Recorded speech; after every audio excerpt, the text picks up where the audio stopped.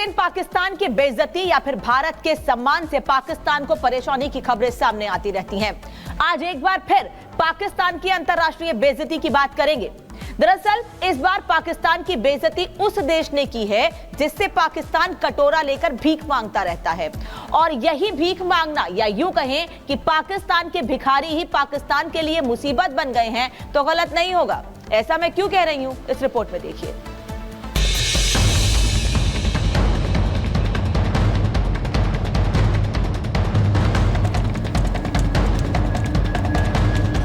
PM Modi को सम्मान, पाकिस्तान में घमासान। पाक के हिस्से सिर्फ जिल्लत, पाकिस्तानियों की फूटी किस्मत। भिखारी पाक की यूएई में एंट्री बैन, आतंकिस्तान का छिन गया चैन। भारत एक तरफ दुनिया में कामयाबी के झंडे गाड़ रहा है तो दूसरी तरफ पूरी दुनिया में पाकिस्तान की फजीहत हो रही है। एक तरफ भारत की तरफ दुनिया उम्मीद भरी नजरों से देख रही है, भारत के पीएम को पूरी दुनिया में सर्वोच्च सम्मान मिल रहा है, तो दूसरी तरफ दुनिया के तमाम देश पाकिस्तान से कन्नी काट रहे हैं। पाकिस्तान की हालत ऐसी हो गई है कि कोई भी देश आज की तारीख में पाकिस्तानियों को अपने देश में एंट्री देने को तैयार नहीं है। इसी कड़ी में अब सऊदी अरब के बाद यूएई ने भी बाकायदा अपने देश में पाकिस्तानियों की एंट्री पर बैन लगा दिया है, जिसे लेकर पाकिस्तान में इन दिनों हंगामा मचा हुआ है। शर्म वाली बात मरने वाले मुकाम है। हम इस मुकाम पे पहुंचे कि कोई हमें वीजा नहीं दे रहे। सिर्फ पाकिस्तानी नहीं, जितने भी है, अफसर भी है, जर्नल है, जो भी है, किसी को भी नहीं मिलेगा। और हमारा जो मुसलमान है ना, जो वजीर दाखिला है, वो कनाडा अमेरिका मेक्सिको को कहते हैं कि आप हमारे मुल्क पे आओ, मैं फ्री वीजा दूंगा। इसी वजह से तो हम मार खाते हैं ना। ये हम अपने लोगों को नहीं कहते, हम सिखों को, हिंदुओं को, तो उनको क्यों? दरअसल यूएई ने पाकिस्तानियों की करतूत को देखते हुए उन्हें वीजा देने पर बैन लगाया है। यूएई के अधिकारियों की दलील है कि पाकिस्तानी यूएई में आने के बाद यहां तमाम तरह की गैर कानूनी गतिविधियों में शामिल हो जाते हैं, जिसके चलते यूएई की छवि खराब होती है। लेकिन अफसोस कि सच्चाई जानते हुए भी पाकिस्तान को अपनी करनी पर पछतावा नहीं है। पाकिस्तानी इस बात से दुखी हैं कि आखिर दुनिया भर के मुस्लिम देश भारत को क्यों इज्जत दे रहे हैं। तो हमें यही सोच के सुधर जानी चाहिए। वो 10 साल में कितनी तरक्की कर गए हैं कि अब हमें इंडिया की तारीफ करनी पड़ रही है। कर रहे हैं, और मैं ये समझता हूँ कि भाई यही सुनता था कि इंडिया के अवाम जो है ना भूख से मर रहे हैं। हमारे हुकूमत जो है ना तगड़ा है, अवाम अमीर है, हुकूमत गरीब है, लेकिन अब ना अवाम हुकूमत अमीर है और ना अवाम जो है ना सब ऐसे। खान साहब कह रहे हैं मेहनत करना, वो नहीं करनी हमने। करनी चाहिए। हम देखे ना, हमारा अगर वहाँ से निकलना है अरबों रुपए का खजाना निकलना है, अरबों रुपए का तांबा निकलना है, अरबों रुपए का पेट्रोल निकलना है, या जो भी निकलना है अरबों रुपए का, हम वो अरबों क्यों लें? हम सबर क्यों करें? हमने अंडा नहीं खाना, हमने खानी है मुर्गी। समझ आई? हम उसको अरबों रुपए को ना एक दफे करोड़ों में बेच के बस फिनिश। जिन्ना लैंड की इस इंटरनेशनल बेइज्जती की वजह को कुछ पाकिस्तानी तो स्वीकार करते हैं, लेकिन ज्यादातर इस गलतफहमी में भी पड़े हैं कि आखिर यूएई ने उनके साथ ऐसा सलूक क्यों किया, जबकि इससे पहले सऊदी अरब भी कुछ इन्हीं वजहों से पाकिस्तानियों की एंट्री पर बैन लगा चुका है। बावजूद इसके अपनी हुकूमत के नेताओं की राह पर चलते हुए पाकिस्तानी झूठी शेखी बघारने से पीछे नहीं हटते। हालांकि बैन के बीच यूएई ने वीजा नियमों में पाकिस्तानियों के सामने कुछ शर्तें भी रखी हैं। मसलन दुबई में उन्हीं पाकिस्तानियों को वीजा मिलेगा जिनके पास वापस रिटर्न टिकट होगा। आज आप देख लें आपका जीडीपी रेशो किधर चला गया है, ठीक है। आज आप देख लें इन्फ्लेशन रेट किधर चला गया है। ये सारे फैक्टर्स हैं, अगर हम अंदर से ही खोखले हैं तो फिर इंटरनेशनली हम किस तरह से अपने आप को रिप्रेजेंट कर सकेंगे? कौन सा कंट्री होगा जो हमारे साथ रिलेशन बेहतर करना असल में बात यह है कि सर देखें, जो भी मामला इंटरनेशनली ओवरऑल इंटरनेशनल स्केल पे जाती हैं चीज़ें, ठीक है, इंटरनेशनल लेवल पे सब चीज़ें जाती हैं। लोगों को पता है कि ये इनके कंट्रीज़ के अंदर कोई दयानतदार शख्सियत ही मौजूद नहीं है जो कि इनको फैसिलिटेट कर सके, तो ये हमारे साथ क्या डील कर सके? ये हमारे जो है ना, वो कहते हैं इसके पास ज्यादा दौलत हो, ज़ादारी को कम है दौलत, एक दूसरे की टांगे खींचते हैं। टांगे, और ये हमारे उनका क्या, ये सारी आवाम, इसका नुकसान है यार। आपको बता दें, यूएई के अधिकारियों ने पाया कि पाकिस्तानी नागरिक यूएई में वीजा नियमों के उल्लंघन के साथ साथ चोरी, धोखाधड़ी, भीख मांगने, वेश्यावृत्ति और नशीली दवाओं से संबंधित कई अपराधों में लिप्त थे, जिसे लेकर यूएई में जीरो टॉलरेंस की नीति है। यही वजह है कि पहले यूएई कैबिनेट ने इन मुद्दों पर गंभीर चर्चा की और फिर पाकिस्तानी नागरिकों को वीजा देने पर प्रतिबंध लगा दिया। बहरहाल पहले ही भारत की तरक्की को देखकर जले भुने पाकिस्तानियों को एक बार फिर बेइज्जती का मुंह देखना पड़ा है। अब देखना यह है कि अपने आवाम की करतूतों पर शहबाज कैसे पर्दे डालते हैं। Bureau report, Republic Bharat.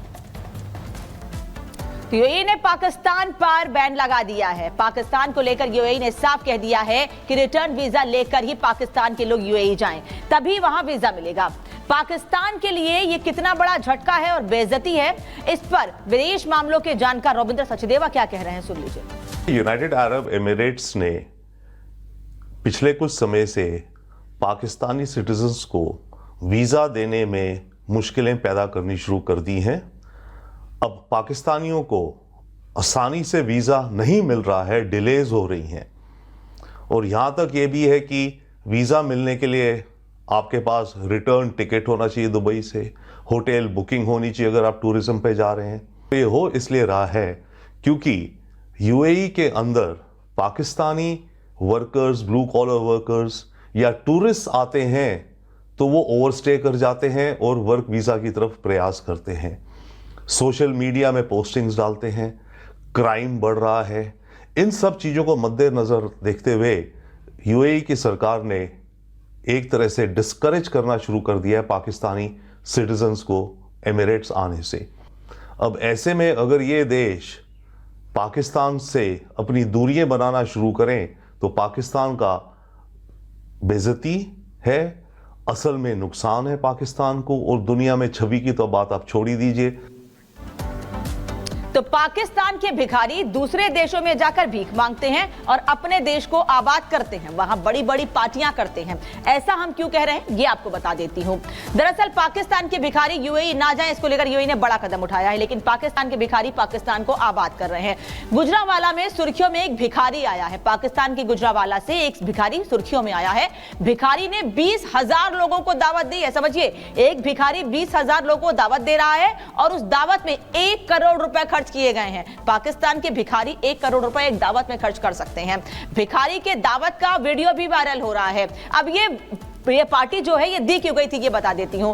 दरअसल इस भिखारी की दादी की मृत्यु हो गई थी और उसके 40वें पर यह दावत दी गई थी। मेहमानों के लिए 2000 कार का इंतजाम किया गया था, 1 करोड़ का खर्चा और 2000 कारों का इंतजाम किया गया। भीख के धंधे से पाकिस्तान में इस वक्त भिखारी ऐशो आराम की जिंदगी जी रहे हैं, लेकिन पाकिस्तान के हुक्मरान कटोरा लेकर दूसरे देशों के सामने हाथ फैलाते रहते हैं कि किस तरह से आर्थिक मदद मिल जाए, और ऐसे ही बार बार पाकिस्तान की अंतर्राष्ट्रीय बेइज्जती होती है। एक तरफ पीएम मोदी को दुनिया भर के देश सम्मान दे रहे हैं, तो दूसरी तरफ पाकिस्तान और पाकिस्तानी पूरी दुनिया में जलील हो रहे हैं। अब गुयाना में भी पीएम मोदी को सर्वोच्च राष्ट्रीय सम्मान ऑर्डर ऑफ एक्सीलेंस मिला है, और तो और पीएम मोदी को गुयाना की संसद को संबोधित करने का भी मौका मिला है। इन हालातों में अब पाकिस्तान के पीएम शहबाज क्या करें, उनके पास जिल्लत से बचने का क्या रास्ता है, जानते हैं एक्सपर्ट से। आज की दुनिया में भारत और पाकिस्तान की कोई तुलना नहीं रह गई है। भारत एक अलग लेवल पर खेल रहा है, पाकिस्तान एक बहुत ही दूसरे स्तर पर है, और इन दोनों देशों का कोई आपस में कंपैरिजन ही नहीं दिखता। अब तो भारत को दुनिया भर में इज्जत मिल रही है, हाईएस्ट ऑनर्स मिल रहे हैं, और तो और बड़े बड़े मुस्लिम देशों के लीडर्स भी प्राइम। और आपने एक बोर्ड दिखाया, बिजली का बिल आपका और मुनाफा उनका। तो तमिलनाडु में बिजली का बिल भारतीय जनता पार्टी की सरकार तो नहीं दे रही थी ना, बिजली का बिल तो डीएमके की सरकार दे रही थी। ठीक उसी प्रकार छत्तीसगढ़ में जुलाई 2021 से फरवरी 2022 के बीच में बिजली का बिल मोदी जी की सरकार तो जनरेट नहीं कर रही थी, बिजली का बिल तो भूपेश बघेल जी ही जनरेट कर रहे थे। तो पैसा मोदी जी के जेब में कैसे चला गया? पैसा तो वहीं के मुख्यमंत्री और वहां के एसडीसी के कंपनी के जेब में जाएगा ना। आपके मुताबिक आपने कहा मुनाफा उनका, तो उनका कौन है? उनका तो ये चारों राज्य में हमारा कोई नहीं है, उनका तो आप ही के हैं। तो इसका जवाब राहुल जी आप दीजिए। राहुल जी ने आज बार बार कहा मोदी जी की क्रेडिबिलिटी खत्म हो गई, मोदी जी आज से क्रेडिबल नहीं रहे, अडानी के पीछे मोदी जी खड़े हैं इसलिए आज से उनकी क्रेडिबिलिटी ग्लोबल स्तर पे खत्म हो गई। राहुल जी कान खोल के सुन लीजिए, ये मोदी जी की क्रेडिबिलिटी को समाप्त करने की चेष्टा और कोशिश कोई आप पहली बार नहीं कर रहे हैं। सन 2002 से मोदी जी की क्रेडिबिलिटी को ध्वस्त करने की चेष्टा आप, आपकी माताश्री और आपकी पार्टी लगातार कर रही है।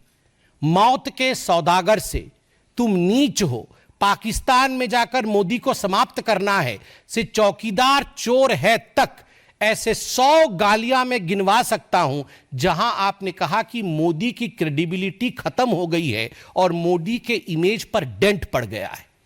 मगर राहुल जी, जब आप पीसी कर रहे थे और जब मैं पीसी कर रहा हूं, तो हमारे देश के आदरणीय प्रधानमंत्री नरेंद्र मोदी जी की क्रेडिबिलिटी आज इतनी हाई है कि हमारे देश से कोसों मील दूर, हजारों मील दूर दूसरे देश में आज हाईएस्ट सिविलियन अवार्ड उन्हें दिया जा रहा है। यह है मोदी की क्रेडिबिलिटी। ना मौत के सौदागर से मोदी जी की क्रेडिबिलिटी पे डेंट पड़ा, ना चौकीदार चोर है कहने से मोदी जी की क्रेडिबिलिटी पे डेंट पड़ा, क्योंकि देश की जनता जानती है कौन क्रेडिबल है और किसकी क्रेडिबिलिटी नहीं है। देश की जनता सटीक भाव से जानती है। बंधुगण, स्ट्रक्चर की बात हुई है कि बहुत बड़ा स्ट्रक्चर है, हम स्ट्रक्चर दिखाएंगे। अरे राहुल गांधी जी, हमें भी पता है आपके स्ट्रक्चर के विषय में। ये इल्हान ओमर और ये जॉर्ज सोरोस, ये जो आपका स्ट्रक्चर है ना, अंतरराष्ट्रीय स्ट्रक्चर, इस स्ट्रक्चर के विषय में हमें भी पता है। और आपके स्ट्रक्चर का नियत क्या है? आपकी जो अंतरराष्ट्रीय स्ट्रक्चर है वो भारतवर्ष के मार्केट के ऊपर आघात करना चाहती है, निरंतर आघात